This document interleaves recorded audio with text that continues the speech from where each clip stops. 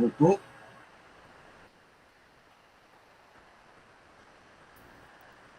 Estamos aqui, doutor. Peço desculpas, mas tá um temporal aqui, com muitos raios aí. Um desses raios aí acabou dando um pico de luz, né? Eu já imaginei que fosse algo acontecendo. Mas podemos retomar? Com certeza. Então eu dizia que uma situação como essa, em que acontece um recurso, esse processo vai subir, vai para o tribunal, e lá no tribunal vai ter um procurador de justiça que vai atuar junto a uma das câmaras criminais. Esse procurador de justiça, ele é um membro do Ministério Público lá no segundo grau, vai atuar junto aos embargadores, né? Então, mal comparando, fazendo uma avaliação mais simplória, o promotor atua com o juiz e o procurador de justiça atua junto aos embargadores lá no tribunal. O chefe da instituição, o MPL tem um chefe de natureza administrativa, que é o Procurador-Geral de Justiça, né? Ele é um membro da instituição, segundo a Constituição Federal. Ele é escolhido a partir de uma lista tríplice formada por votação interna. Então, os promotores e procuradores votam nos candidatos a integrar uma lista com 3 nomes, e essa lista com 3 nomes é encaminhada ao governador. O governador escolhe um dos 3 nomes, e esse escolhido ele passa, então, a gerir a instituição do ponto de vista administrativo, né? Ele toma decisões, enfim, como um gestor público, né, sobre o orçamento que o MP tem, a partir da autonomia que a Constituição lhe garantiu, e também ele passa a ter atribuições de órgão de execução. O Procurador-Geral de Justiça é um membro do Ministério Público que vai exercer a opinião delicti, né? Ele vai atuar nas investigações penais, né, criminais, de agentes detentores que foram por prerrogativa de função aqui no âmbito estadual. Então, se, por exemplo, um deputado estadual pratica um crime, quem é que vai investigar e formar a opinião delicti sobre aquele fato é o Procurador-Geral de Justiça. Se um membro do Ministério Público aqui estadual praticar uma infração penal, ou se um magistrado, por exemplo, um juiz de direito, ou se um prefeito, né, praticar algum crime, quem atua nessa investigação é o Procurador-Geral de Justiça. Por que eu estou mencionando essa questão? Porque o Procurador-Geral de Justiça, embora ele exerça o opinião delicti, né, ele, enquanto órgão de execução, ele tem uma estrutura que o dá suporte, uma estrutura formada por uma assessoria, né, formada por membros do Ministério Público, uma equipe de procuradores e promotores. Aqui no Rio de Janeiro tem uma subprocuradoria, né, de atribuição originária, que tem também uma equipe que envolve promotores e procuradores. Eu, entre os anos de 2017 e 2021, eu coordenei essa equipe de promotores que atuava nas investigações de agentes detentores por foro e prerrogativa de função no âmbito estadual. Foi para mim uma experiência muito feliz, muito gratificante, eu poder atuar em casos que envolveram corrupção de uma forma mais macro, né, uma corrupção mais estruturada, de valores maiores, e não aquela corrupção de ponta, de delegacia, de unidade distrital. Então, a gente pode atuar em casos envolvendo prefeitos, envolvendo deputados estaduais, envolvendo, inclusive, promotores também, magistrados, esse tipo de criminalidade, que é exceção, claro que, principalmente envolvendo promotores e magistrados, né, não é comum que membros da magistratura do Ministério Público pratiquem crime, mas acontece, infelizmente, toda instituição tem seus problemas, né? As polícias têm desvio, enfim, qualquer instituição tem aqueles que, infelizmente, optam por seguir caminhos que não são os mais corretos, né? E para isso você tem que ter uma estrutura investigativa eficiente, para justamente também, além de identificar e reprimir, principalmente prevenir, né, que desvios gravíssimos como esse possam acontecer. E foi uma experiência muito, muito gratificante poder atuar nessa área, e convidado pelo então Procurador-Geral de Justiça à época para coordenar a atribuição originária e atuar em investigações com maior nível de complexidade, envolvendo recursos tecnológicos, né? Envolvendo medidas cautelares mais aprofundadas, como quebra de sigilo bancário fiscal, quebra de sigilo de dados, de telemático, né? Dados telefônicos, análise com análise de software, né? Sofisticados, para poder avaliar informações eventualmente até deletadas, apagadas, esse tipo de atividade que é muito interessante, né? A investigação ela é uma atividade bastante interessante para quem opta pela atividade, pela área criminal, né? E essa é uma área que eu sempre fui vocacionado desde a época em que era delegado de polícia, né? E não por isso também, talvez por isso, né, por ter atuado enquanto promotor de justiça também, sempre vinculado à área de investigação penal, eu também fui convidado entre os anos de 2012, onde atuei entre 2013, perdão, não lembro agora o final de 12, começo de 13, mas até 17, por aproximadamente 4 anos, eu coordenei o Grupo de Atuação Especial de Combate ao Crime Organizado, aqui do Ministério Público do Rio de Janeiro. Não sei se os senhores já ouviram falar, o GAECO. Eu fui coordenador do GAECO durante 4 anos. Antes de ser coordenador, eu era membro, então eu fui convidado primeiro para ser membro do GAECO durante aproximadamente 4 anos. Eu fui membro, depois de membro, fui convidado a passar a ser o coordenador do grupo. Nós éramos 28 promotores na época em que eu era coordenador, atuando por todo o Estado, nas mais diversas investigações complexas, né?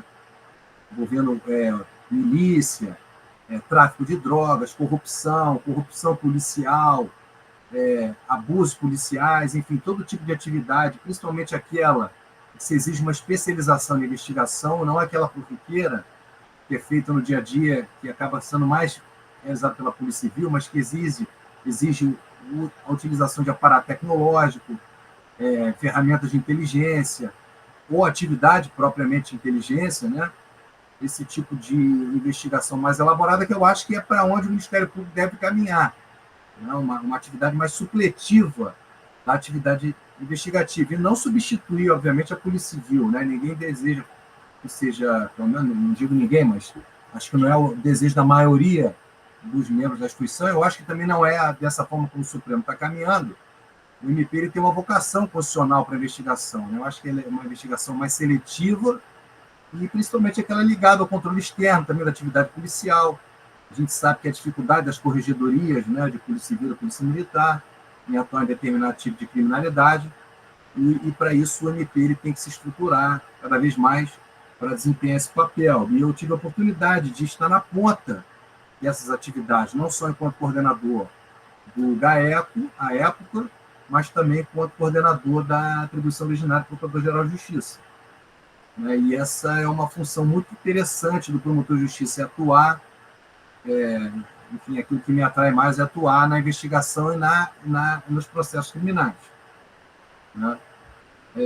Voltando a falar da estruturação da carreira, os senhores sabem que o Ministério Público, o promotor é um servidor público, né?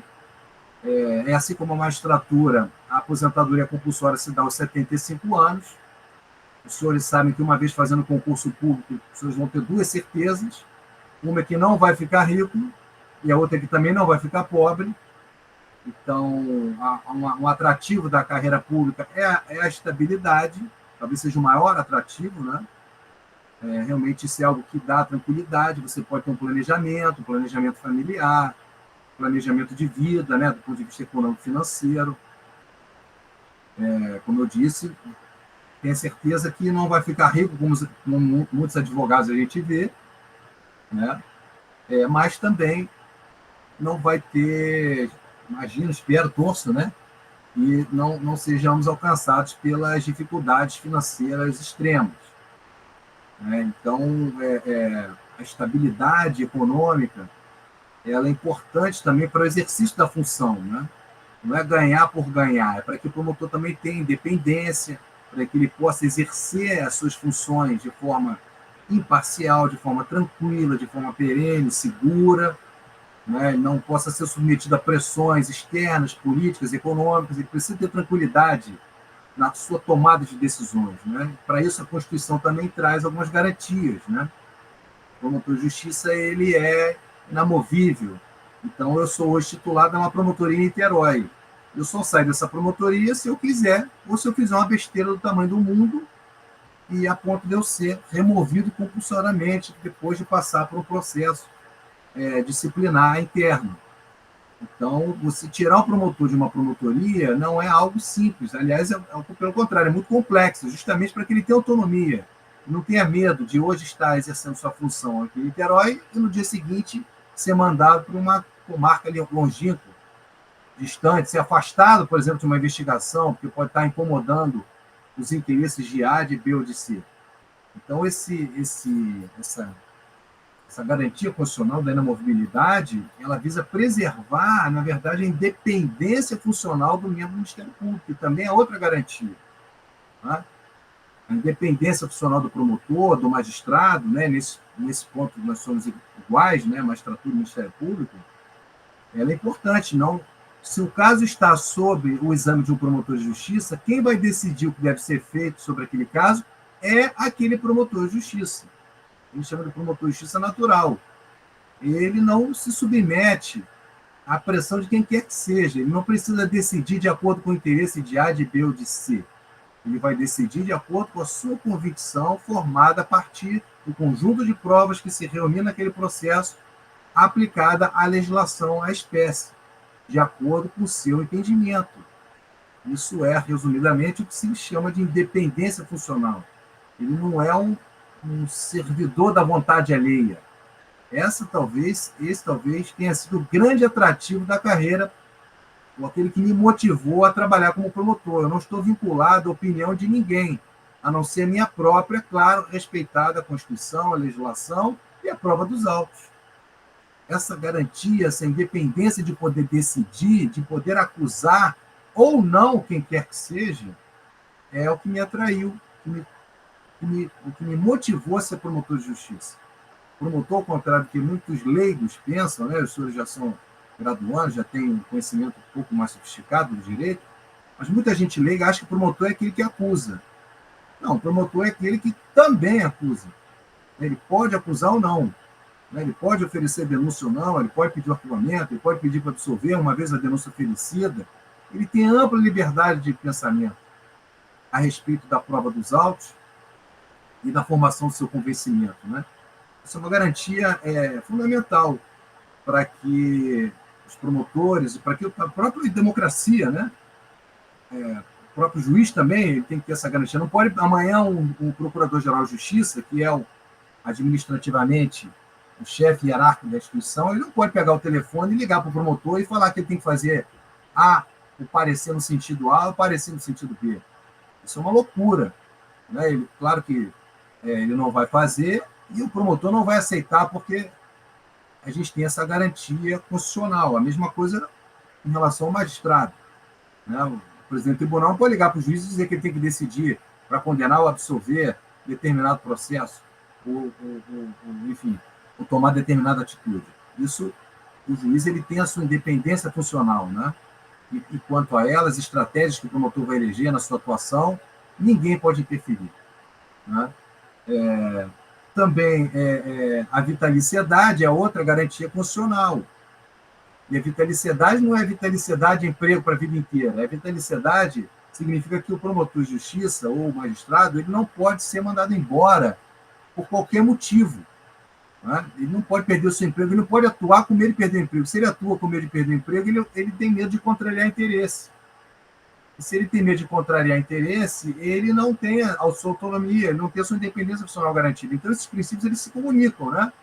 Essas garantias, elas acabam, de certa forma, elas têm uma interface. Então, o vitaliciamento na carreira, a garantia de estabilidade na carreira, é justamente para que o promotor e o magistrado possam exercer com liberdade o seu pensamento. Né? Como eu disse, de acordo com a prova, de acordo com o seu convencimento jurídico. E se ele atua com receio daquilo que ele está fazendo, que ele vem a fazer, com medo de contrariar B ou C ou D, você perde, então, você perde a autonomia da instituição, e quem sofre com isso é a própria democracia. Né? A gente sabe que o princípio que rege a democracia é o check and balance, né? O você poder equilibrar os poderes, né? Tem que ser independente e harmônico entre si, né? Essa é uma coisa basilar lá do artigo 5º da Constituição Federal, né? E se de alguma forma esse equilíbrio ele é rompido, a democracia sofre. A gente vê aí exemplos diários, né, de rusgas, né, institucionais entre judiciário, legislativo, executivo, mas, de certa forma, o que a gente percebe é que todos tentam, de alguma forma, preservar esse equilíbrio. Claro que um ou outro avança ali um pouquinho, o de cá puxa para cá, o outro empurra para lá, enfim, e aí você vai fazendo acontece esses movimentos que são do jogo democrático, que não pode existir, e o que a sociedade brasileira, né, tem que estar sempre atenta, é a sobreposição de um poder sobre o outro, né? Isso é algo que vai de encontro tudo aquilo que prega a Constituição, que tem base lá, enfim, o senhor sabe, na Revolução Francesa, que é a teoria da divisão dos poderes, né?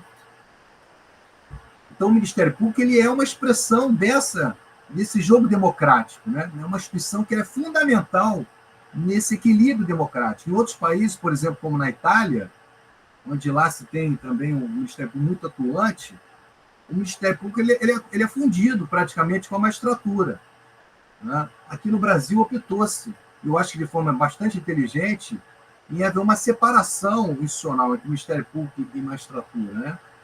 O que se quer primar aqui é o sistema acusatório, então você tem uma instituição voltada para isso e uma outra só para o julgamento. Lá, o promotor e o magistrado na Itália eles podem transitar dentro da mesma carreira.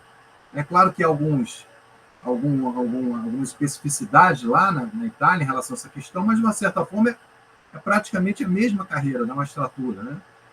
Então, como eu disse, o promotor ele tem as mesmas garantias do magistrado, mas ele tem uma função diferente, né? Ele é quem vai levar, quem vai exercer, no caso criminal, o direito de ação penal, né? Ele também vai propor ação civil pública, por exemplo, contra o gestor público, que eventualmente esteja desviando, e esse desvio vai ser olhado por esse olhar cível, né, da reparação do dano. Então, são funções de grande relevo institucional. Ele pode pedir ao gestor público para ditar políticas públicas voltadas à infância e juventude. É o que mais a gente vê acontecendo, né? O Ministério Público pautando, tentando cobrar do gestor público políticas que incentivem aí a educação, a saúde, enfim, é o dia a dia de uma atuação de uma promotoria de tutela coletiva, né? Tutela coletiva do consumidor, eu mencionei, quando você tem aqui direitos coletivos afetados, voltados ao consumidor, né? Voltando aqui ao nosso roteirinho, né, que eu estou tentando aqui mais ou menos acompanhar, a atividade do promotor de justiça, ela, claro, como qualquer operador do direito, ela exige uma atualização constante, né? Constantemente você tem que estar se aprimorando, não só do ponto de vista das mudanças legislativas, mas também da própria tecnologia, né? Eu posso dar um exemplo aqui da minha própria atuação, né? Quando eu entrei no Ministério Público, praticamente não existia telefone celular. Hoje, o telefone celular é uma realidade, né? O telefone celular praticamente carrega quase todas as informações das nossas vidas, né? Inclusive os nossos hábitos. E numa investigação, por exemplo, é uma peça fundamental para ser analisado, dependendo do tipo de investigação. E, para isso, o promotor ele tem que dominar, ou pelo menos ter um mínimo de noção de ferramentas tecnológicas vinculadas à utilização de celulares ou à utilização de softwares ligados a esses exames. Ele tem que dominar, por exemplo, algum tipo de análise financeira para poder olhar, ou poder avaliar quebras de sigilo bancário, fiscal. Ele tem que ter o domínio de certas informações que elas necessitam de constante atualização. Nos casos de estelionato, os golpes são cada vez mais sofisticados, né? São golpes que são realizados pela internet, golpes realizados com uso de software também de última geração. Se não houver uma compreensão, uma atualização, como o promotor vai fazer uma denúncia? Como ele vai identificar uma prática criminosa? A gente sabe que é um pouco aquele gato correndo atrás do rato, né? criminoso está sempre um pouco na nossa frente, mas você tem que estar sempre procurando estar atualizado sobre todas as áreas, né? Não só do direito, mas as áreas da vida, de uma forma ampla, para que você possa aplicar o direito efetivamente com as suas ferramentas jurídicas e técnicas ao caso concreto, sob pena da atuação do Ministério Público não ser efetiva, não ser resolutiva. Né? A gente não pode estar vivendo no mundo das ideias. O promotor de justiça ele tem que atuar na ponta, ele tem que dar atenção à vítima, que chega lá e bate na porta da promotoria dizendo que teve um ente querido, a vida ceifada, ou que teve todo o patrimônio subtraído por um golpe que eventualmente ele caiu. Hoje a gente tem visto muito esse golpe da pirâmide, né, financeira. As pessoas acham que é criptomoeda, mas não tem nada de criptomoeda. O golpe em si é até muito antigo. Né? A pirâmide está lá na Lei 1521, de 1951. Né? O pichardismo, né? É o que já acontece há mais de 70 anos, 60 anos. Mas ele ganha uma nova roupagem. O sujeito vai para a internet, ele diz que vai investir em criptomoeda, as pessoas não entendem muito bem o que é criptomoeda, acha que é uma coisa, está ganhando muito, ele é novidade, é um boom no mercado, ele faz lá um vídeo, faz uma coisa bonita, coloca lá uns programas de computador, uns gráficos, umas tabelas, um discurso motivacional e a pessoa entrega o seu patrimônio na mão daquele golpista. Né? E, na verdade, no fundo, aquilo é uma mera pirâmide financeira. Mas, de certa forma, até para enxergar que aquilo é uma pirâmide, o promotor tem que ter um mínimo de conhecimento, ele tem que estar se atualizando, ele tem que se informar, ele tem que saber o que realmente é uma criptomoeda, o que não é, como que aquele golpe se dá até chegar ao desmoronamento da pirâmide, por que aquilo aconteceu, qual é a diferença do estelionato ali para o crime contra a economia popular. Enfim, são questões fáticas que vão levar a uma análise jurídica e o promotor tem que estar constantemente se atualizando. Isso vale em todas as demais áreas da atuação do Ministério Público, naturalmente. Então, quem vai ser operador do direito tem que ter certeza, aliás, como em quase todas as áreas, né? Qualquer trabalho, né, exige atualização constante. E a sociedade ela se transforma, ela vai evoluindo à medida que o tempo vai passando. O médico que se formou há 20 anos atrás, naturalmente, ele não exerce a mesma medicina hoje que ele fazia 20 anos atrás. É exatamente o que acontece com um membro do Ministério Público, um promotor. Não é? Claro que a atividade do promotor de justiça ela é uma atividade que exige muito do membro, né? É uma atividade intelectual, sabidamente, né? Basicamente intelectual. Você precisa de raciocínio, como eu disse, lógico, jurídico.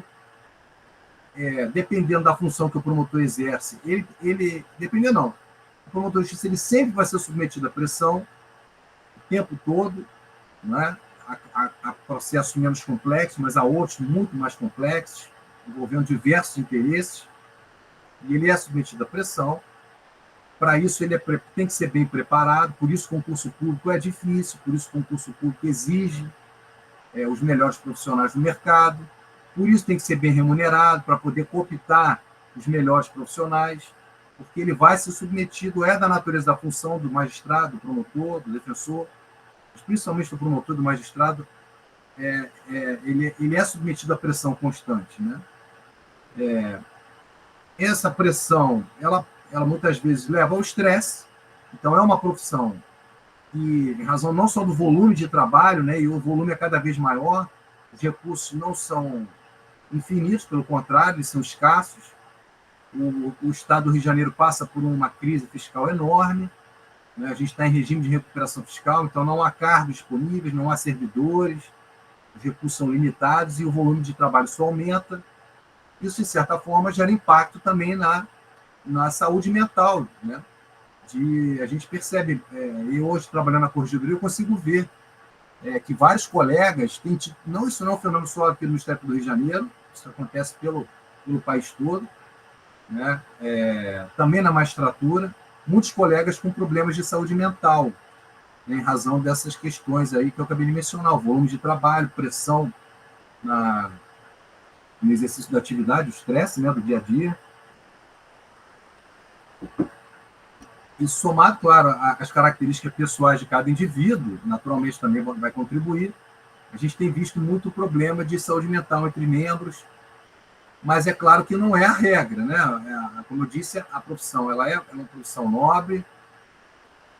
Eu sou muito grato à minha instituição, sou muito feliz de ser promotor, gosto muito do que faço.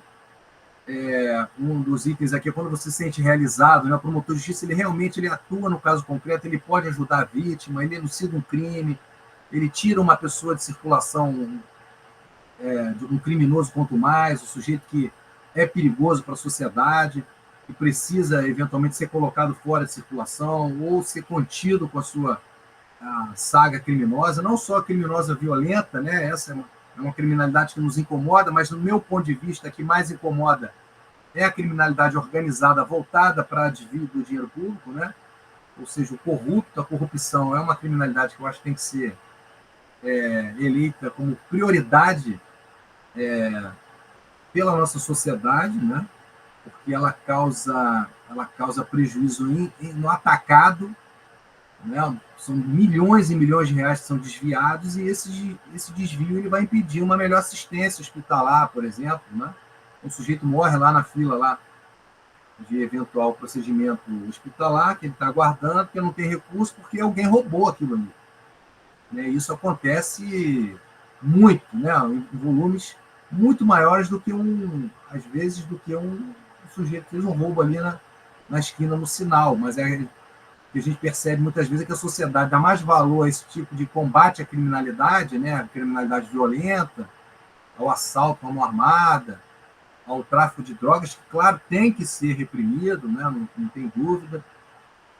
São condutas gravíssimas. Há também uma satisfação. Eu atuava pelo GAE quando a gente desarticulava quadrilhas de traficantes, né? Organizações criminosas voltadas de milícia. Enfim, isso é uma satisfação pessoal, sem dúvida, você tirar, libertar aquela região, aquela comunidade que é dominada por determinados agentes criminosos. Isso é uma forma de satisfação de realização do nosso trabalho, né? Claro, com o apoio judiciário e tal, com as medidas cautelares. Mas o que sempre me motivou mais, o que sempre me trouxe mais atenção na minha atuação é atacar a corrupção em larga escala, né? Que essa realmente causa prejuízo de forma indeterminada, né? E você, como promotor de justiça, você tem chance de atuar nessas situações também, né? Os próprios policiais corruptos, né? A corrupção policial é um problema seríssimo aqui no nosso estado, né? Tanto na polícia militar quanto na polícia civil, infelizmente. Tem quadros desviantes, a gente sabe que não é a maioria, mas é muito. Né? Precisa de uma atenção aí uma priorização da nossa instituição, né? Do MP, claro, junto com o judiciário. A sociedade como um todo precisa enxergar isso como um problema gravíssimo. Né? Muito do que a gente tem de criminalidade violenta acontecendo tem a ver com a corrupção policial, né? A gente sabe disso. Então, o policial corrupto ele fomenta a atividade criminosa violenta, e ela faz girar essa roda, essa ciranda, né, criminosa, e o MP ele é um ator importante no combate a esse tipo de atividade. Né? E isso é uma satisfação quando a gente consegue, ainda que pode ser uma gota no oceano, né? A gente sabe que o problema é muito grande, mas é algo que a gente, de certa forma, tem o sentimento de que está tentando, está contribuindo. Né? E melhor ainda, fazendo isso de forma profissional, de forma com que isso seja sua profissão. Né? Em última análise, o promotor de justiça é alguém que ajuda a própria construção da sociedade da sua melhor forma. Né? Isso eu acho que é uma atividade nobre. Né? O promotor ele não é um servidor público como outro qualquer, é um servidor lato sensu, mas ele é um agente político também. Né? Ele tem uma influência na própria organização social, né? Uma função bastante nobre.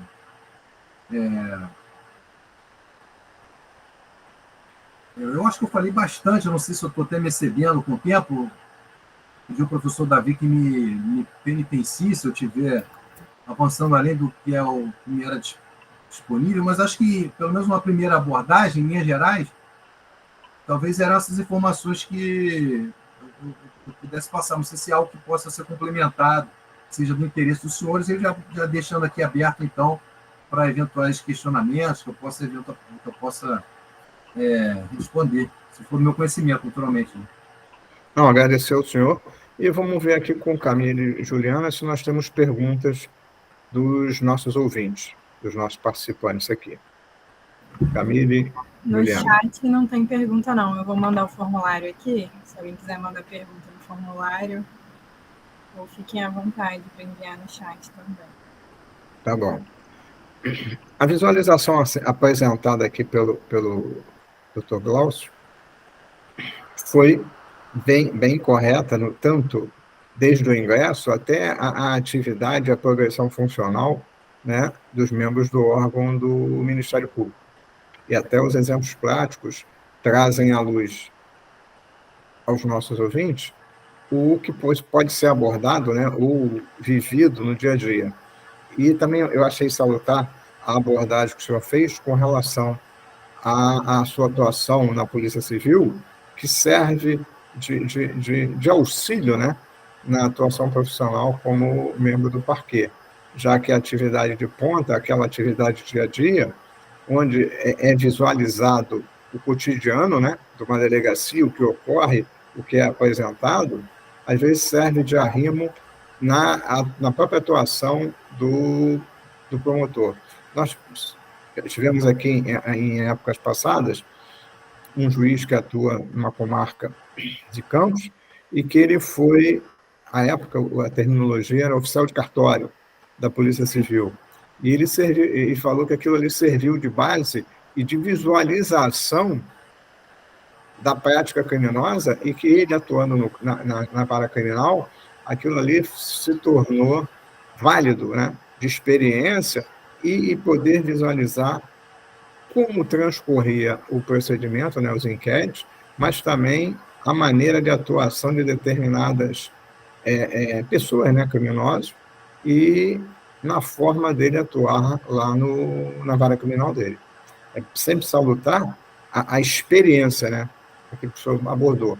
O senhor não tinha nenhum conhecimento ou prática profissional e foi para a Polícia Civil e lá angariou alguma experiência que serviu e nutriu a sua atuação junto ao parquê. As abordagens que a gente pega aqui para os alunos é nesse sentido. Às vezes a gente pega um atalho, né, um caminho, e depois vai chegar num outro ponto, mas aquele passado serviu de base para aquela atuação futura. É bem interessante a abordagem que o senhor trouxe aqui para a gente. Exato, sem dúvida. Eu tenho certeza que eu sou um promotor, estou sendo, né, vamos dizer assim, um promotor muito melhor, porque antes tive a chance de ver como que as coisas acontecem lá no dia que chega lá na delegacia, né, e não simplesmente eu olhar um papel, né, um inquérito que já vem lá tudo preenchido. Aquilo é uma coisa mais fria, né? Hoje eu enxergo aquele papel, mas eu consigo entender o que se passou até aquele papel chegar até mim, né? Porque eu vivenciei, eu tenho aquela experiência, eu consigo enxergar as dificuldades da própria Polícia Civil, que a gente entende, sabe que tem, né? Eu acho que eu tenho mais facilidade de não cobrar coisas absurdas, que a gente sabe que não tem como cumprir, porque falta recurso realmente humano e material. Isso, de certa forma, me permite também focar em pontos que eu sei também que eles podem dar a resposta. Né? Enfim, então a minha análise, como promotor, eu acho que ela foi muito facilitada pelo fato de ter sido delegado antes. Né? Isso eu tenho muita clareza de que foi até um certo acaso da vida, porque não foi uma coisa programada. Primeiro eu queria ser delegado e depois ser promotor. E quando fazia faculdade, minha ideia era fazer o concurso público. Eu queria primeiro conseguir um emprego, né? Claro que eu sempre quis ser promotor. Mas, na verdade, antes eu precisava ter um emprego, né? Eu queria ser servidor público. Né? Então, o primeiro concurso que eu fiz e foi aprovado foi de delegado. E depois, na sequência, eu fiz o Ministério Público quer dizer, eu fiz delegado e promotor. O primeiro, passei delegado, não passei para o MP e nem para a Defensoria. No segundo que eu repeti para a defensoria, eu passei na defensoria, mas nem cheguei a tomar posse, porque ao mesmo tempo, quase concomitantemente, com uma diferença de 1 mês e meio, eu fui aprovado no Ministério Público, para onde eu já queria ir, tanto que eu nunca mais tentei fazer concurso nenhum, e esse sempre foi o meu objetivo final, vamos dizer assim, né? Então, eu vejo outros colegas que são promotores comigo, que também foram delegados, eu sinto que isso para eles também serviu de boa base, ou foram policiais militares, ou foram policiais civis, que hoje são promotores, ou magistrados também, que passaram por a carreira, como você mesmo colocou. E foi, para quem vai, principalmente que vai atuar na área criminal, é uma experiência bastante válida. É claro que não é necessário, não é uma coisa também dispensável. Você só vai ser um bom promotor se for antes da polícia. Não, claro que não. Não existe essa relação direta de causalidade, né? De causa e efeito aí. Mas, claro que se passou antes, tenho certeza que foi útil. Não é uma coisa indispensável, mas certamente ela é útil. Né? Tem ótimos promotores e juízes que nunca foram policiais, enfim. Isso naturalmente, claro que isso vai acontecer, ou pode acontecer também. Não, com certeza. E vai servir de uma forma ou de outra de um benefício, de uma experiência para suscitar determinadas diligências. O objetivo aqui do nosso projeto é nesse sentido, de clarear ao graduando os vários caminhos que ele pode percorrer depois dele sair da universidade. E até interessante, na disciplina que eu leciono na UF, eu levo os alunos às delegacias para ver como é que funciona cada setor, eu levo os alunos no ICE, no IML, no FP, para ver como é que cada setor atua nos laudos periciais do ICE. Olha aqui, faz assim, faz assado, para que eles tenham uma visão do dia a dia e ver como faz. Porque, pelo menos, eu menciono para eles que eu tinha dificuldade na época da faculdade, às vezes o professor falava uma coisa, eu ficava imaginando o que era. Eu preciso ver para entender aquele funcionamento. Então, eu me coloco no lugar do aluno e eu levo eles nesses órgãos para que eles vejam, isso aqui é polícia administrativa, isso aqui é polícia judiciária de atuação, olha o que o perito faz, ele consegue isso através disso. Eu acho salutar e eles gostam, porque eles estão tendo uma vivência e aquela visita guiada que é levada, eles estão assimilando. E no futuro, caso atuem na área, eles vão ter uns degraus à frente de outros profissionais. É fundamental. Excelente iniciativa, porque você materializa, né, aquilo que abstratamente você enxerga nos livros, né, nos códigos. E hoje, não só para Ministério Público ou Polícia, hoje você tem grandes escritórios que têm advocacia investigativa. Né? Você tem hoje setores de compliance nas grandes empresas. Com certeza. A Lava Jato trouxe essa, vamos dizer assim, essa visibilidade ao compliance, né? Então, as grandes empresas, elas contratam advogados para exercer esse papel também, de investigador, né, de identificar práticas desviantes dentro das empresas, né, que acaba sendo a atividade de compliance. E isso tem a ver com o que a gente está falando aqui. Com certeza. Nós estamos falando de investigação aqui penal e tal, pela ótica do Estado, vamos dizer assim, né, das polícias e do Ministério Público, mas você também tem a investigação privada, né? E ela é importantíssima. Até um advogado, quando vai diligenciar nos processos, formulando uma defesa, ele tem que ter ideia do que ele vai pedir, para que tem que conhecer, né? Tem que conhecer exatamente quais são os laudos que são pertinentes, para também não ficar aqueles pedidos não tem pé nem cabeça, não faz sentido. Às vezes o juiz, o promotor, enxerga até aquilo como protelatório, quando na verdade o advogado não sabe nem do que está falando, muitas vezes, né? E o advogado saber manejar esses instrumentos, ele é importante para a estratégia de defesa também, né? Com certeza. Quando ele vai pedir um laudo, que tipo de laudo, que tipo de perícia, ou uma análise crítica àquelas perícias, né? Uma complementação de um laudo. Isso tudo passa por essa vivência que a gente está colocando aqui, e a iniciativa que o senhor adota aí é importantíssima, né? Tivera eu na época essa oportunidade. Com certeza. Nós temos aqui o nosso professor Zé Antônio Calegari, que ele é o vice-coordenador do projeto. Calegari, diga algumas palavras com relação ao tema de hoje, por gentileza. Boa noite, Calegari. Boa noite, Davi. Boa noite, doutor Glaucio. Boa noite. O Lúcio já tinha me falado da sua participação. Eu assisti aqui um pouco em silêncio, porque eu estou com uma forte dor de cabeça aqui, uma enxaqueca, mas eu observei que é mais uma daquelas atividades que engrandece bastante, né, o projeto, né, Davi?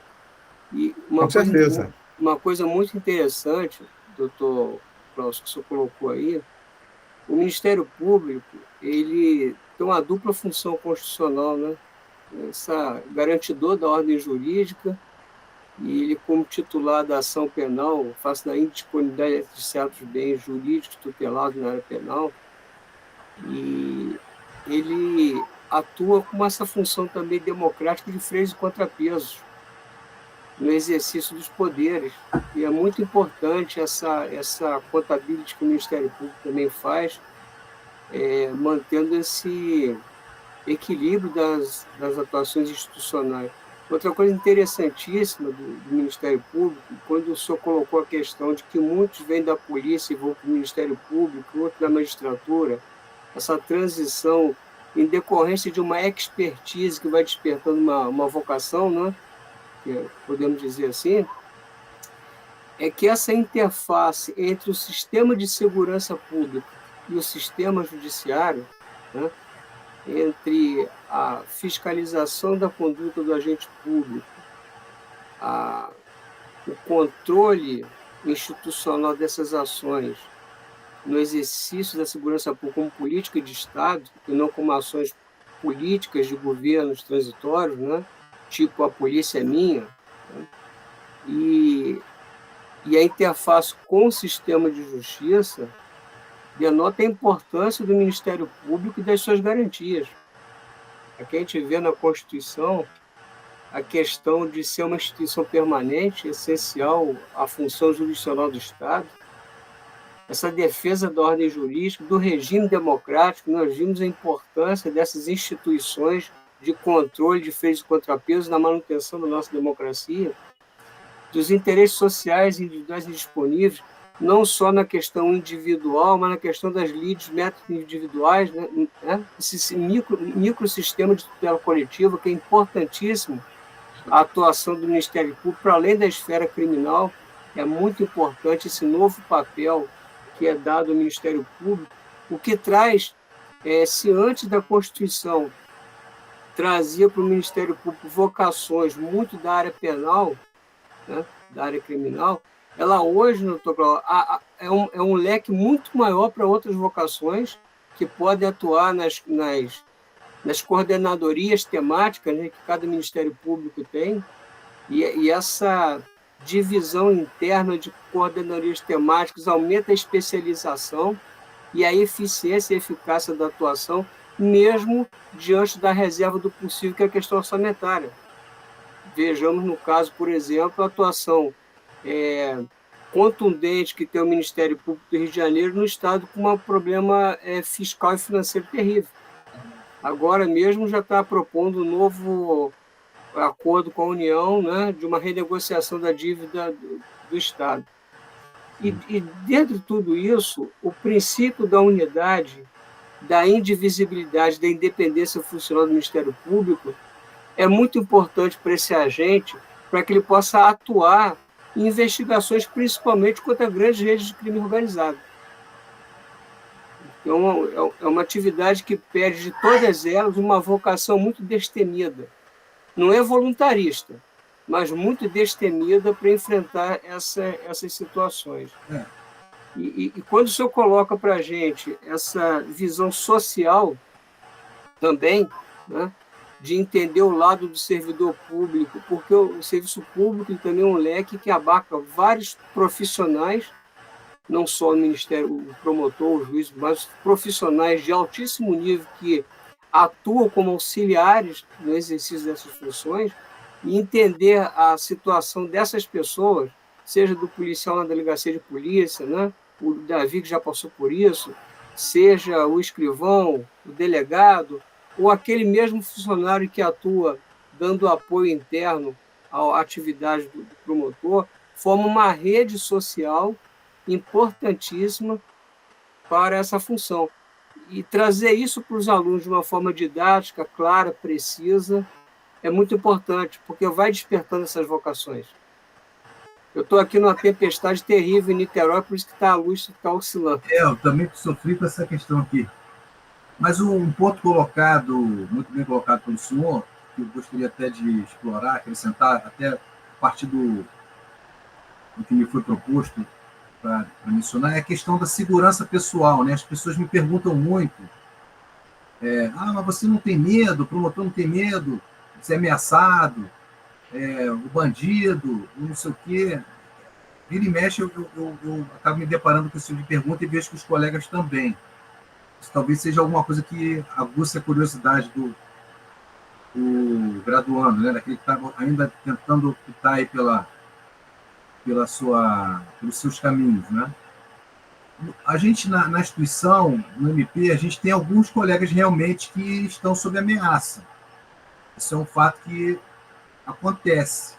Não se pode negar que isso não é inexistente, né? É uma coisa real a determinadas organizações criminosas, principalmente aquelas ligadas a policiais, a experiência que a gente tem, que acabam se voltando contra o próprio membro, né? Mas isso é uma coisa corriqueira? Não. São coisas muito pontuais, muito excepcionais, né? A gente enxerga isso algo muito excepcional. Eu conheço até alguns colegas que precisaram até, inclusive, de medidas mais extremas, como escolta, etc. Mas isso é algo assim muito esporádico, excepcional. Não é o dia a dia do promotor ou do magistrado, né, que também pode passar por esse mesmo problema. A gente sabe aqui no Rio de Janeiro, a gente teve um caso icônico, muito emblemático, né? Infelizmente, uma magistrada faleceu, foi vítima de homicídio, né?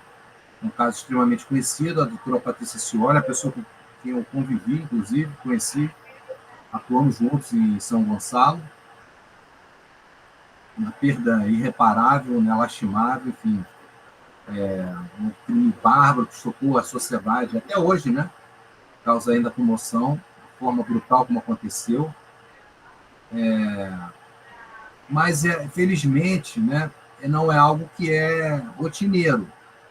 Como eu disse, são situações excepcionais. O que a gente percebe quando acontece esse tipo de ocasião de um colega que está ameaçado, ou de um grupo criminoso? Normalmente são situações ligadas à organização criminosa, né? Porque para ameaçar um promotor, um juiz, tem que ter minimamente uma estrutura, né?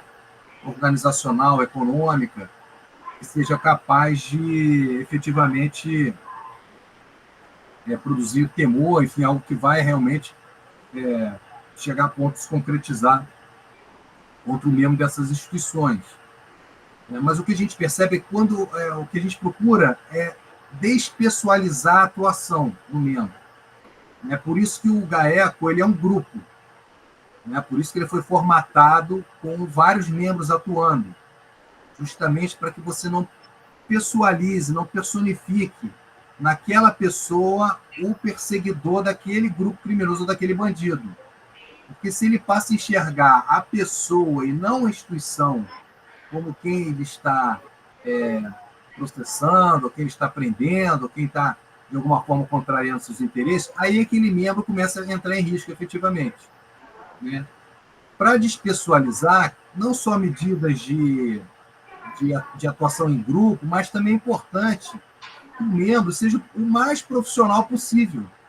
A sua atuação limpa, profissional, séria, imparcial, né? Que ele não esteja ali perseguindo ninguém por perseguir, ou implicância, ou enfim, ou qualquer outra razão que não seja efetivamente a prova do processo. No seu convencimento, quando o criminoso ele percebe que a atuação do membro ela é profissional, ou seja, se ele está fazendo aquilo ali porque é a função dele, e não porque é ele, né? Aí o promotor ele passa despercebido. Até porque ele vai passar numa fase da investigação, na outra fase é outro promotor, depois é o procurador de justiça, e aí é a instituição que está atuando em relação àquele agente criminoso ou grupo criminoso.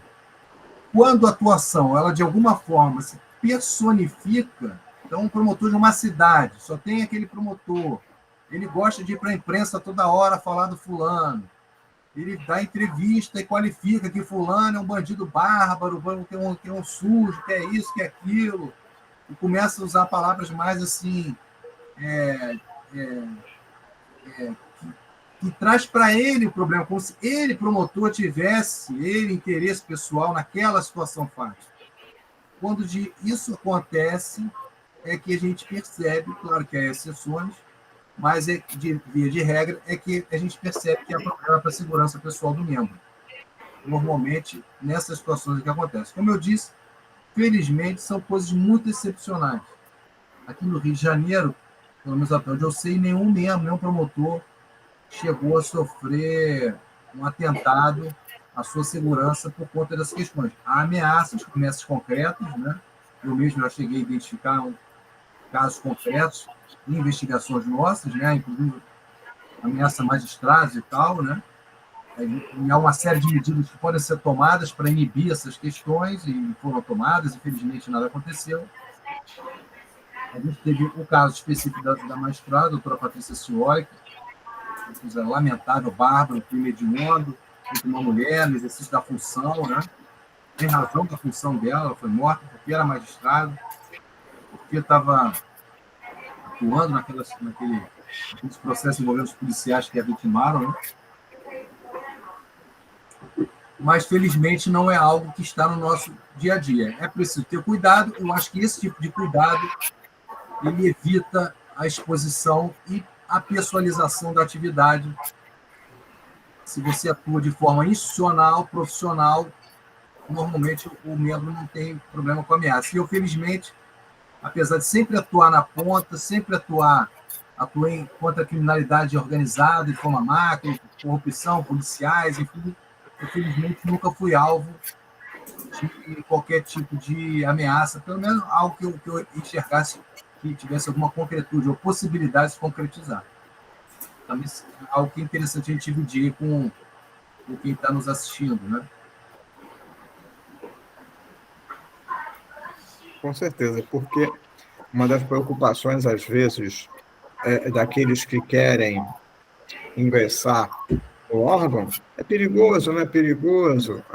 Como é que é a atividade? Fica fazendo esse tipo de arguição, e até me permitem citar uma coisa antiga. Existia um assaltante de banco no Rio de Janeiro, Lúcio Flávio Vilar Lírio, década de 70, um negócio desse. E ele tinha uma frase bem interessante: bandido é bandido, polícia é polícia. Eu acho que isso se aplica a qualquer indivíduo que ingressa numa atividade estatal. Ele está de um lado, e ele tem que se manter daquele lado e não levar nada para a pessoalidade. Mas sim, eu estou tratando de um fato, e o fato é esse. Eu não quero saber quem fez. Ah, foi você? Infelizmente, eu vou proceder. E o próprio indivíduo, ele sabe, não, ele está trabalhando, a função dele é essa. Então, ele não vai somatizar nem individualizar. Ah, a culpa de eu ter sido preso, a culpa de ter acontecido isso, foi dele, foi daquele. Não, a culpa foi minha. Por mais, como é que se diz, inculto que seja o indivíduo, ele tem uma percepção que o que levou ele às grades foi a atividade criminosa dele, e não a atuação daquele funcionário A, B ou C. Isso aí é risível. E eu sempre lembro desse indivíduo, que ele promanava isso aí, toda vez que alguém da imprensa o entrevistava, ele começava com esse jargão, porque ele saiu, eu sou bandido. Então, nessa linha, eu atuei em algumas colaborações premiadas, em diversas colaborações premiadas, já fiz. Enfim, esses anos de atuação, eu tive muito contato com os bandidos mesmo, né? Às vezes ele é colaborador, mas ele é um bandido. E a experiência que a gente tem é que o que eles não admitem, o que causa incômodo, é o que eles mesmos falam que é a covardia. né? O que ele chama de covardia? Olha, doutor, eu posso ter feito todos os crimes do mundo. Eu estou aqui disposto a pagar por eles. Mas me pegar pelo que eu não fiz é o que incomoda. E quando acontece isso, eles realmente quando eles se sentem incomodados. Quando não tem prova, não tem nada, ou o sujeito não fez aquilo, e alguém faz uma carga, um policial. A gente sabe que às vezes acontece isso, um policial militar, um delegado, enfim, ou o próprio promotor faz uma carga, enfim, sobre aquele bandido, sobre fatos que eventualmente ele não praticou. Mas ele é bandido. Não, mas ele é bandido, mas esse aqui ele não praticou. Então, se não praticou, ele não vai ser processado, denunciado. Vamos ver o que ele fez. E se, eventualmente, ele está sendo acusado desse fato que ele não fez, esse incomoda ele. Eu já tive vários relatos, né? A percepção nossa é essa. Tem que pegar ele pelo que ele fez, que ele vai aceitar. Vai se defender no processo, vai constituir advogado, vai espernear dentro do processo, mas não vai se voltar contra o membro. Essa é a questão. Né?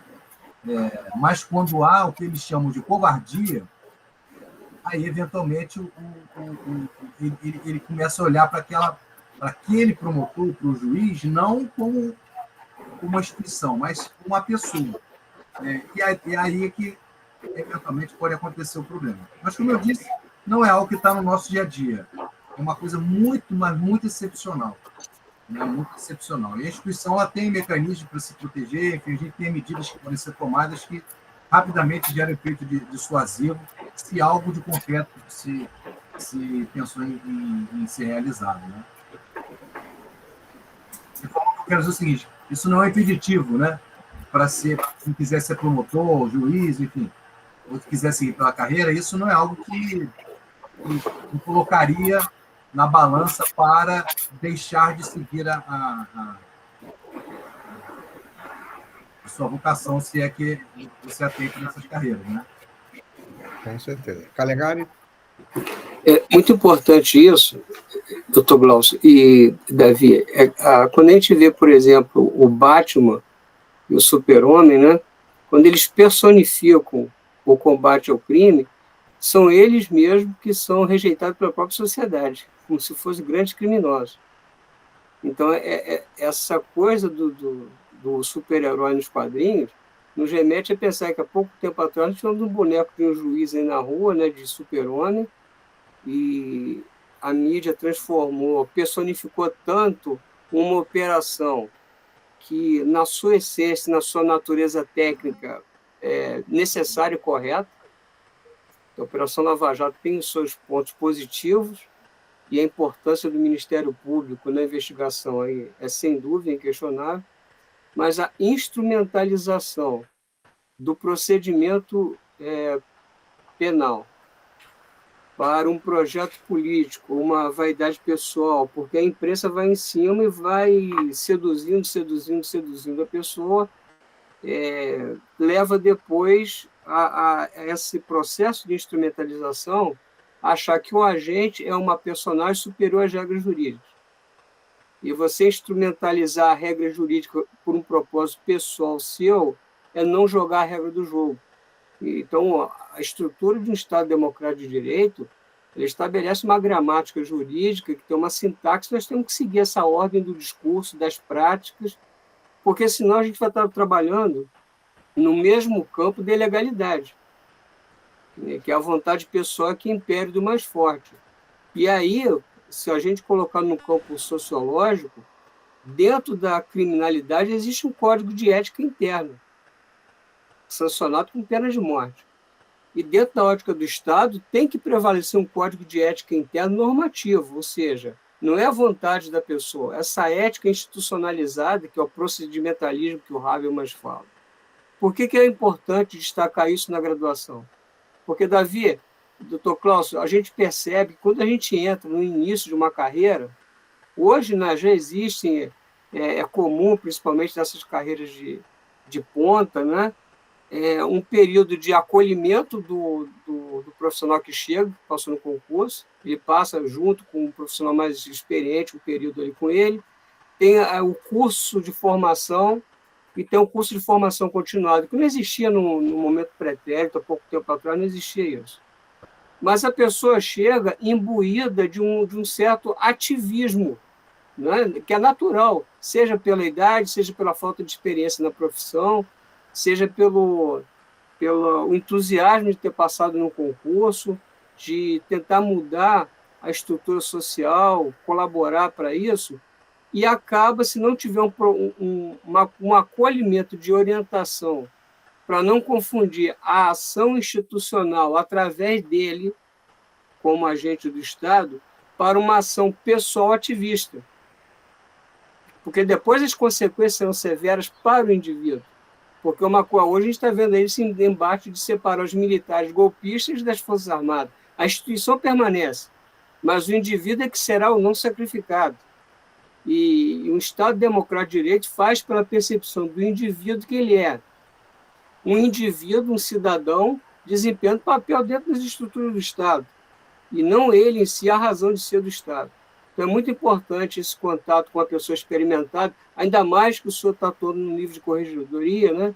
E vai justamente trabalhar com o desvio de conduta, que é a função da corregedoria, diferentemente da ouvidoria, que é acesso do cidadão a um diálogo direto com a instituição, mas a corregedoria tem essa função correcional, ordinária e extraordinária, para que o aluno agora, ao escolher uma profissão, entenda que ele está entrando para uma atuação institucional com procedimentos institucionalizados, para que depois ele não venha responder um processo administrativo, uma coisa mais séria, porque ele não teve uma orientação de saber, olha, uma coisa é você pensar uma situação, outra coisa, como você pode agir de acordo com as regras da instituição e as regras do jogo. Daí a importância desse contato que o Davi propõe com os profissionais tão experimentados e qualificados, como a gente está vendo a sua presença aqui hoje. Essa é uma máxima que a gente sempre teve como Norte, até mesmo quando eu coordenava o GAECO, a gente sempre falou, não, aqui não é lugar para herói, não tem herói. Ninguém é herói de nada.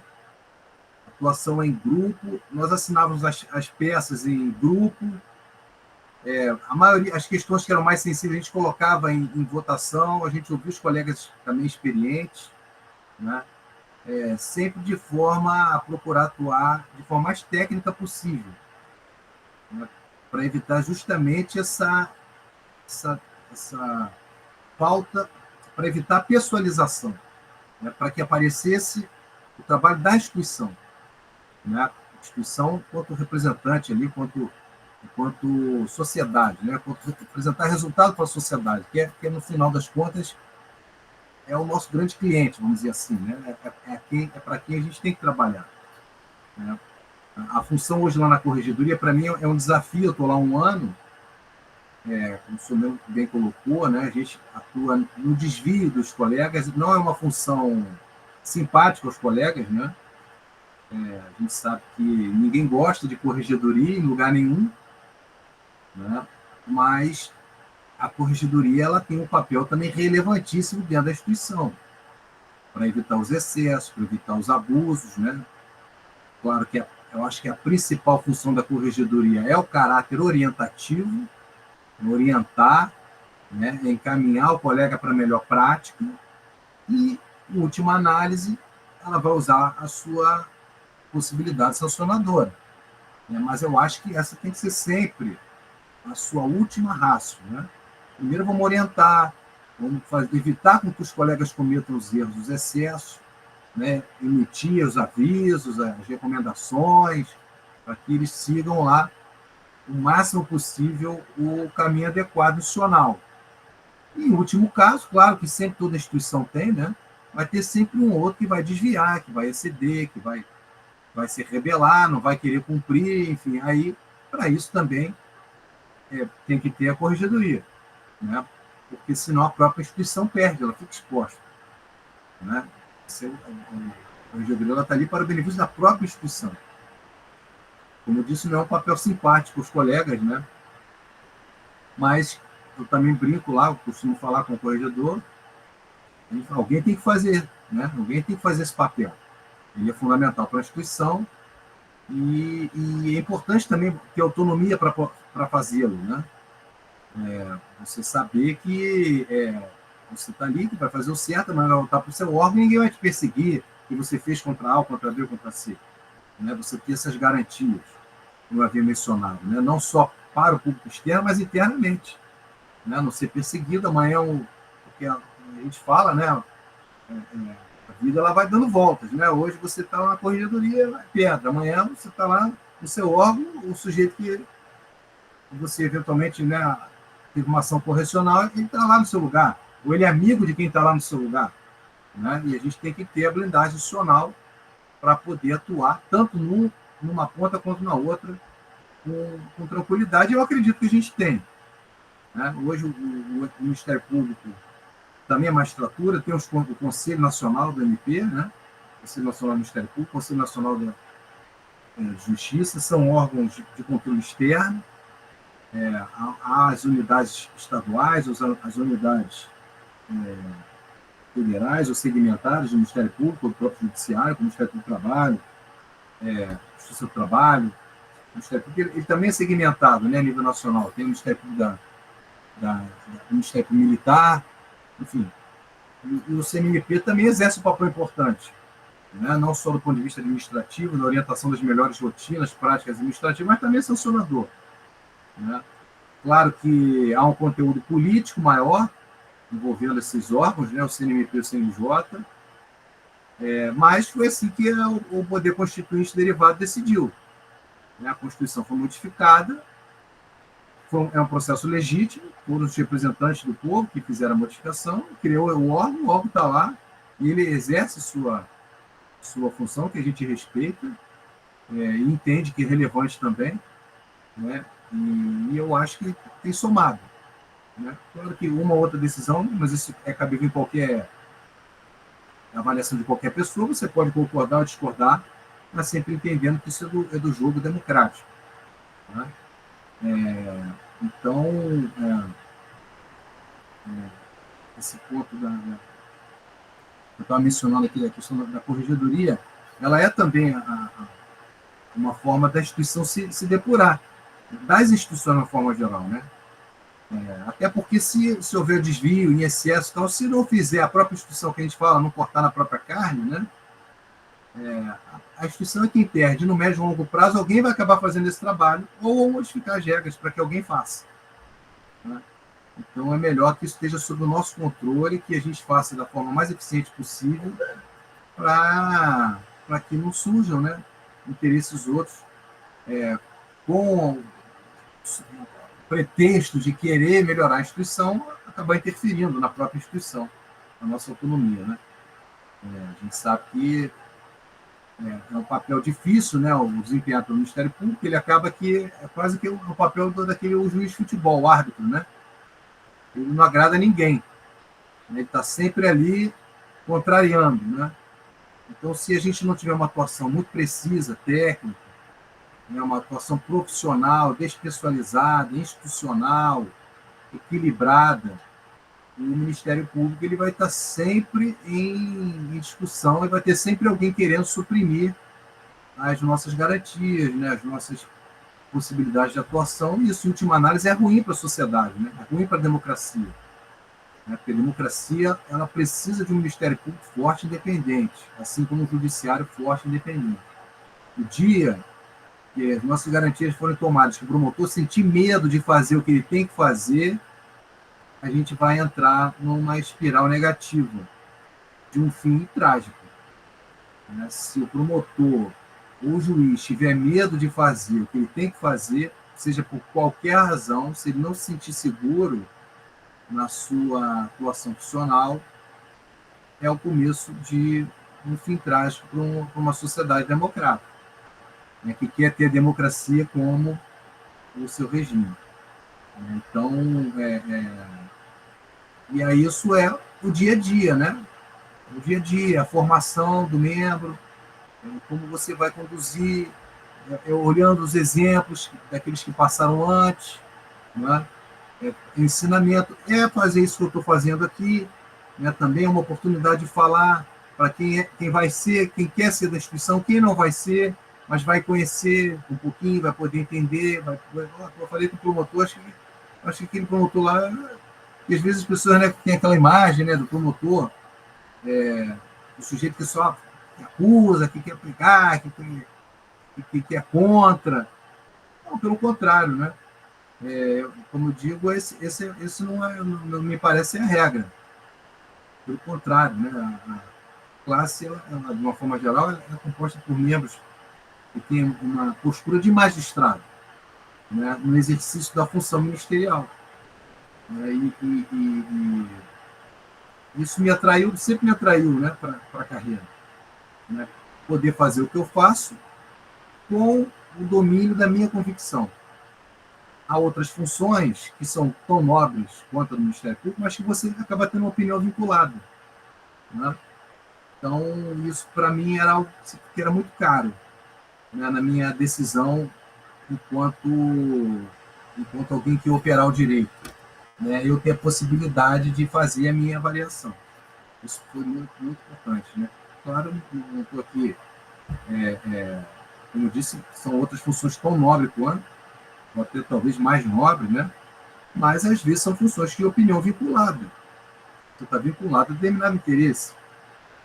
Né? A sua liberdade de atuação ele é mais restrita, embora seja uma atuação técnica, profissional, absolutamente respeitável, né? Mas ela é vinculada.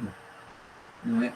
Há pessoas que lidam melhor com essa questão, e é uma questão também de avaliação pessoal de cada um, né? Do que outras. Eu sempre preferi ter essa possibilidade de liberdade de formação do meu convencimento. Né? E isso eu acho que é algo que é bastante relevante na carreira. Enfim, eu não sei se falei, se consegui atender os objetivos do encontro, né? Se de certa forma eu posso complementar alguma outra informação, poderia avançar aqui nas questões mais técnicas, não sei se é de interesse dos senhores, sobre casos concretos que a gente tem atuado, também às vezes traz a atenção curiosidade, né, de quem está aí na graduação. Eu acredito que o senhor tenha atendido ao objetivo, mas a gente não vai se furtar à explanação sua. Aquilo que eu já falei anteriormente. O senhor foi claro no roteiro dentro da instituição, né, do profissional que aí ingressa, e o que ele vai ter pela frente de atuação, da responsabilidade de atuação, da garantia de atuação, né, que o membro do parquet tem. Mas, se quiser trazer um exemplo para os nossos alunos, será bem recebido. Né? Deixa eu pensar aqui. A gente atuou... Bom, eu atuei em incontáveis investigações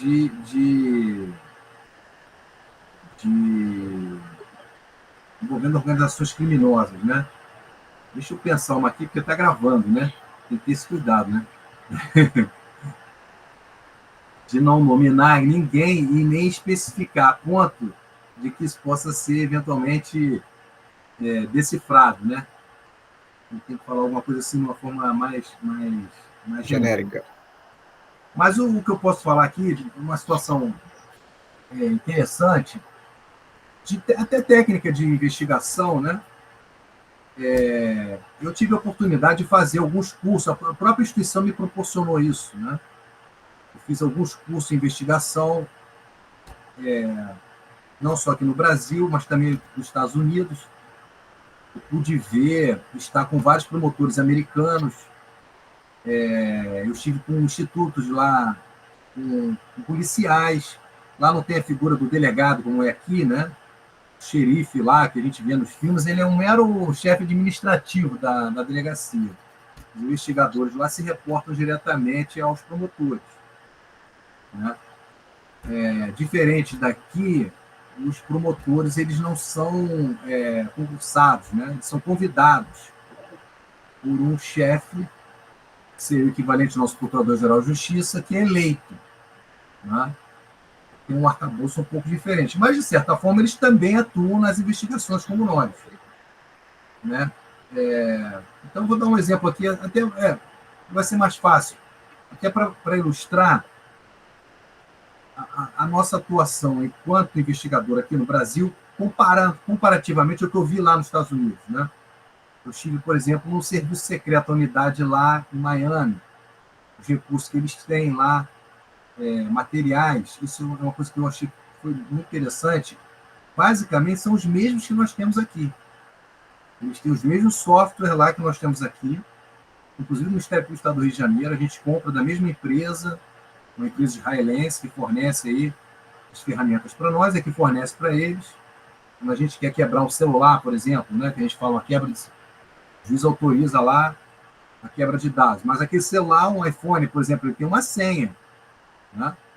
É que você vai acessar aquele telefone se o investigado não deu a senha, você não teve aquela senha. Você precisa de um software para poder alcançar os dados que estão dentro daquele celular.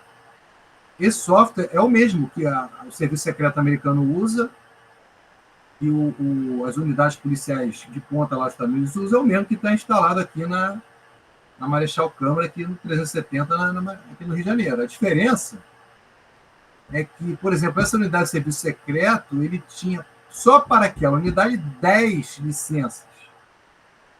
Né? Em Cleveland, uma unidade de polícia local tinha um software dessa, uma licença dessa trabalhando lá. Então ele pode pegar um traficante na esquina e passar, como a gente fala na gíria, passar o telefone dele lá nesse software. Claro, eles também lá, como aqui, precisam de ordem judicial. Né? Nós aqui não. Nós aqui só temos uma licença com algumas possibilidades, mas é um recurso muito mais escasso. Então, o que eu quero dizer? Que o recurso é o mesmo, mas aqui a gente tem pouco. Lá eles têm abundância. Eles têm mais poderio econômico, né, que capacita. Mas instrumentaliza mais a atividade investigatória.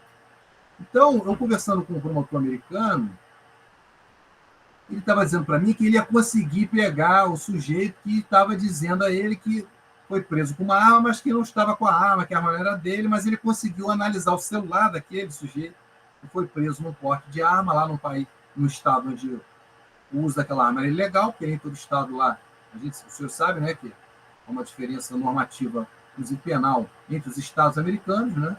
A federação lá é muito mais forte do ponto de vista do arcabouço legislativo do que a nossa aqui, que a legislação é toda nacionalizada, né?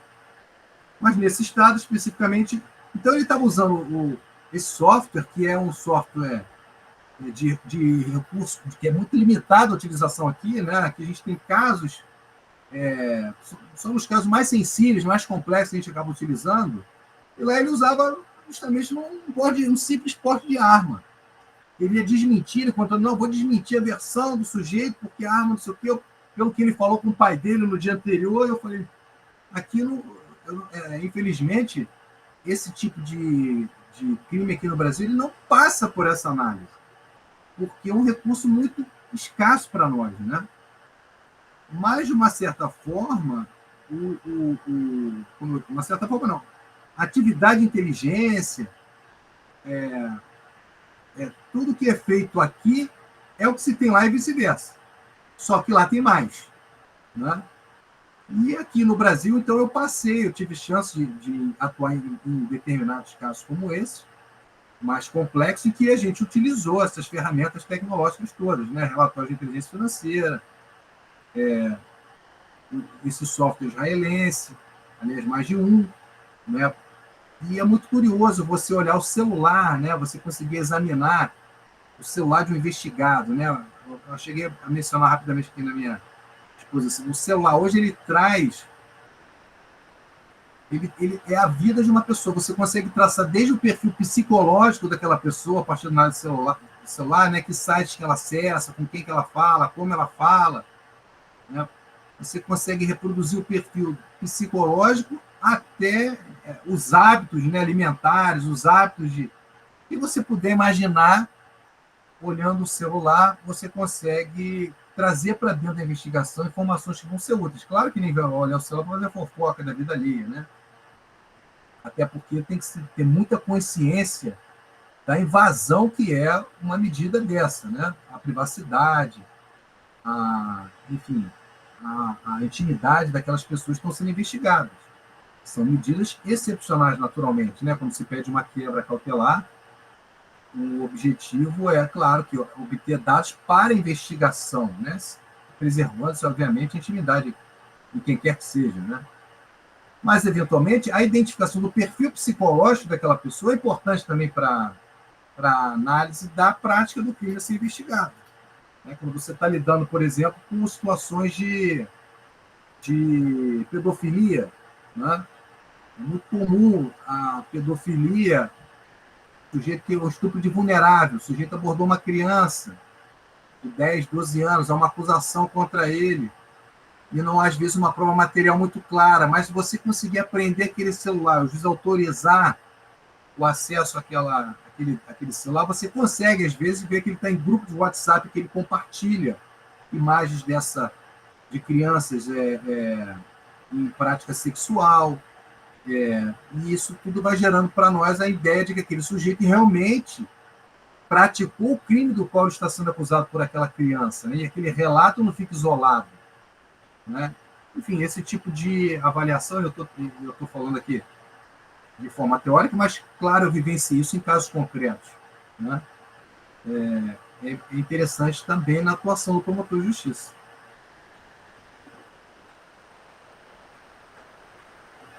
Vocês conseguiram ilustrar aí quando vista casuística, né? Com certeza. Sem dar nomes, né? Enfim. E sempre é aliado à tecnologia. A tecnologia favorece a investigação. E cada vez mais, um indivíduo que pensa que vai se subtrair à ação da justiça, como o senhor fez menção, o celular é a vida dele e vai descortinar quem ele é. É uma coisa interessante, né? A tecnologia vem ajudar, mas para quem faz alguma coisa, entre aspas, oculta, ela vai ser revelada quando a autorização. Eu posso dar um exemplo. As pessoas acham que apagou uma mensagem do celular. Com certeza. Hoje tem softwares poderosos que conseguem recuperar algumas, nem todas, mas algumas são recuperadas. Mas, às vezes, a informação que se quer não é nem propriamente a mensagem. Para você ter uma ideia, qualquer celular hoje ele tem um software de previsão do tempo, acoplado logo na página inicial, né? Uhum. Você abre ali o celular e está ali, tantos graus e dá a localidade onde você está. Vai escrever ali, Niterói, 27 graus. Campos, 20 graus. Se você for lá para Manaus, vai estar lá, Manaus, o dia que você pousou em Manaus,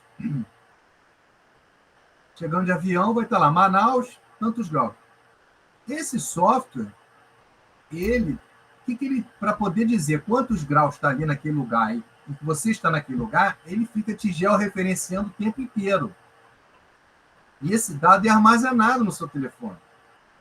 Então, não é aquele sujeito que saiu para cometer um crime, por exemplo, e levou aquele celular, ele pode até apagar a mensagem que ele diz que cometeu o crime, que ele fez aquilo outro. Mas quando eu olhar aquele celular e extrair os dados, eu vou ver nesse software de previsão do tempo onde ele esteve.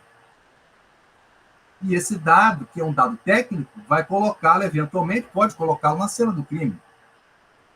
Com certeza. E pode contradizer uma versão que ele apresentou. Enfim, é uma infinidade de possibilidades, né, que cada caso é que vai definir aí a atuação do investigador. Mas... E também o investigador está atualizado com a tecnologia para que ele possa abstrair daquela situação uma perícia que vai levá-lo à elucidação do fato. Exatamente, fundamental. E o que o senhor falou, e é interessante. Você quer entrar no aplicativo do WhatsApp, quer entrar no aplicativo de um plano de saúde, ele fala assim, você autoriza eu fotografar? Você autoriza? Quando tem esse tipo de autorização, você já ficou vinculado, né? Quando você usar, eu posso mandar mensagem? Você vai estar, como se diz, localizado, né, geograficamente. Então, pode ser o profissional da investigação, ele pode se utilizar de vários meios, vendo o que tem dentro do celular do indivíduo, para ele localizar ele em dias e locais e horários específicos. Foi bem interessante a abordagem que o senhor fez com relação a essa área da investigação. Nós tivemos um caso concreto, só para, não sei se é o caso de finalizar, mas enfim, um caso concreto em que o que aconteceu, que é muito comum o criminoso fazer, o que ele faz? Ele vai praticar o crime, ele desliga o celular. E aí você hoje também consegue identificar isso. Então, se ele usa o celular regularmente, você consegue produzir essa informação durante 24 horas no dia, justamente naquela janela em que o crime aconteceu, o celular dele estava desligado, aquilo é uma informação importante. Ué, por que o senhor desligou o telefone? Nós tivemos um caso concreto em que ele foi marcado na antena. O senhor sabe que esses telefones eles se comunicam com as antenas, né? Ele foi marcado na antena da região onde aconteceu o crime. Mas ele foi marcado por uma mensagem de SMS. Porque o que ele fez? Ele desligou o celular para cometer o crime, a informação que a gente conseguiu produzir, e ele recebeu um SMS de propaganda. Essas propagandas, né, no caso, ela tem cartão de crédito, Bradesco, cartão de crédito, para né? E o SMS, no instante que ele ligou o celular, porque ele queria dar um recado à esposa para montar um álibi, naquele instante que ele ligou, ele não chegou a fazer ligação, mas ele ligou. E depois a gente soube na investigação que ele não chegou a fazer ligação, mas foi o tempo que, quando o celular foi identificado na antena, entrou a mensagem SMS. Marcou ele na antena na posição do crime, como ele já era um suspeito. Dali foi o fio da meada para a gente poder elucidar aquele homicídio, no caso específico, né, que eu estou mencionando. Então, trabalhar com investigação, né, para quem gosta, como é o meu caso, é muito interessante. O promotor de justiça ele tem essa possibilidade, né? Você monta esse quebra-cabeça, né? Claro que aqui não é filme, é a realidade, né? As coisas não acontecem como no cinema, né? Muito pelo contrário. É toda sorte de dificuldade que a gente tem para conseguir resolver, né? E demanda tempo, não é um 6 sai da vida que em 50 minutos eles resolvem tudo. Isso, a gente instala um dedo, acontece um negócio lá, isso aqui é a vida real. Não tem nada disso, né? Mas quando dá certo, é muito gratificante, é interessante, né? O trabalho é estimulante para quem gosta, né? Porque você trabalha com isso, com raciocínio, com emprego de técnica, você tentando desmontar as versões, às vezes, né, que foram criadas por aquele grupo criminoso, aquele criminoso, e enfim, é algo que me deixa bastante estimulado ainda hoje, depois de quase 25 anos de casa, né? Não, isso que é interessante. Eu converso em sala de aula e converso aqui. A coisa principal do indivíduo na atividade profissional é o interesse por ela, para que você desfrute, né, e passe naquela atividade sem sofrimento. Não é uma coisa obrigatória. O exemplo que eu dei do conhecido que trabalha em banco, que ele fica no final do mês estressado porque não atingiu a meta. Então, são situações que eu falo com os alunos nesse sentido. Vocês têm que escolher alguma coisa que se adeque à sua personalidade, ao seu perfil, à sua área de conhecimento, para você fluir na área com tranquilidade. Porque senão tu vai ficar pulando de área em área, no final tu não chega a área nenhuma. De antemão, eu quero agradecer ao senhor mais uma vez pela oportunidade, pelo tempo dispensado e observar que o contingente que estava no início é o mesmo que está aqui. Então, leva a induzir, né, que a palestra foi atrativa e proveitosa para todos. A Juliana caiu a internet dela, lá onde ela reside. Ela falou que estava chovendo, ela falou, está caindo. Caiu e não retornou. Mas agradecer ao senhor o tempo dispensado e que foi útil aos alunos. E aquilo que nós falamos no início, com relação à palestra do Lúcio, que um aluno que viu lá no YouTube, ele disse, não, a palestra me clareou totalmente a carreira que eu quis abraçar e me deu mais certeza de atuar nessa atividade. E já tá, acho que na segunda fase, mas ainda estava naquela nebulosa de é isso, não é isso, é isso, não é isso. E a palestra que o Lúcio fez aqui para a gente serviu de alento para que aquele ouvinte nosso, né, tivesse a certeza de ingressar naquela atividade. E, com certeza, a palestra dos senhores aqui vai servir de base e alento para muitos colegas que estão aqui e colegas que se socorrerão lá no YouTube das nossas palestras. É agradecimento nosso.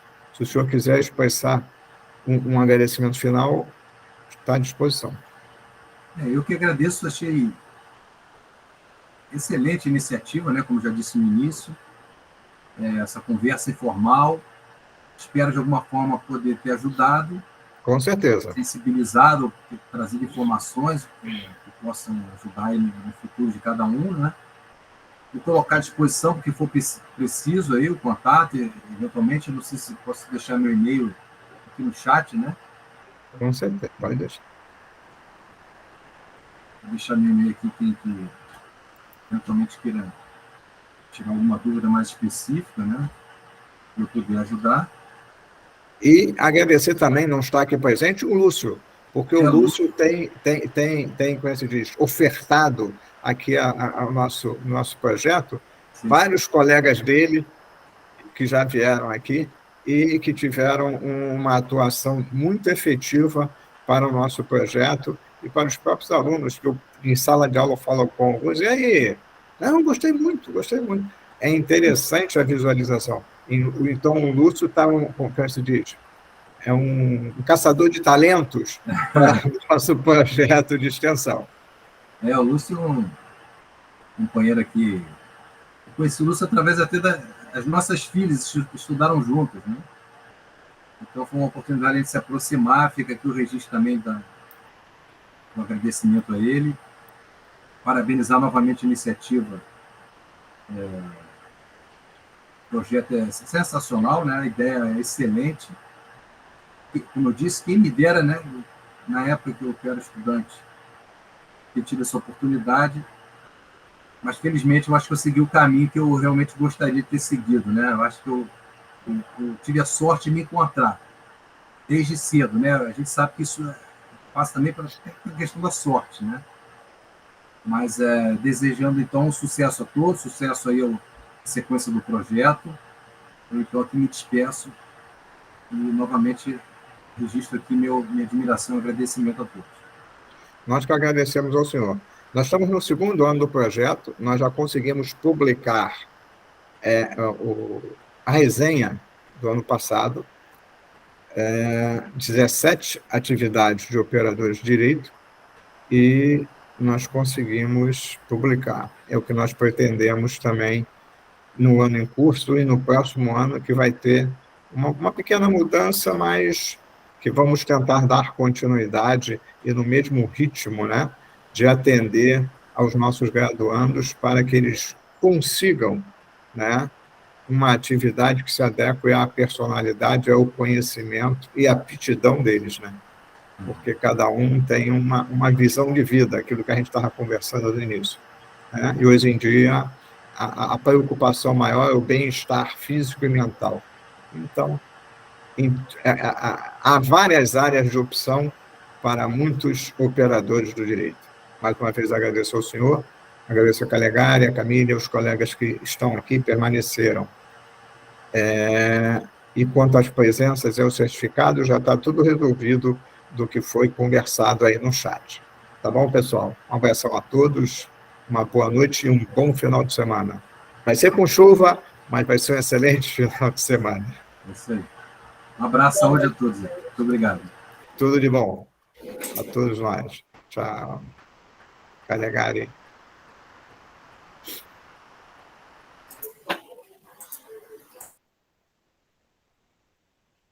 Posso Camila, sair? hein?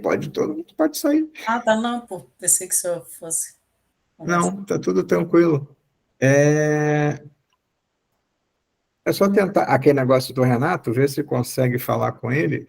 Aí eu até te dei a dica falar com aquele professor, né? Sim, vou tentar novamente. Hoje eu não achei ele. Aham. Aí agora só estamos nós aqui, estava uma outra aí. Mas foi interessante. Eu pensei que ia ser diferente, porque ele não quis dar fotografia, né? Aí eu fiquei meio bolado. Eu Não, estava mas, aqui com os frasquinhos, assim, né? A gente divide mas, parte do o, dedo. mas o Lúcio é uma realidade. Todo mundo que ele está apresentando foi Saulo semana passada, o próximo é o Fabrício, que é um procurador, e está fornecendo umas pessoas aí que contribuem, né, para o nosso projeto. Gente, sensacional. Agora, não está mais gravando? Não, né? Tem que, peraí. Peraí. Não, mas vamos ter que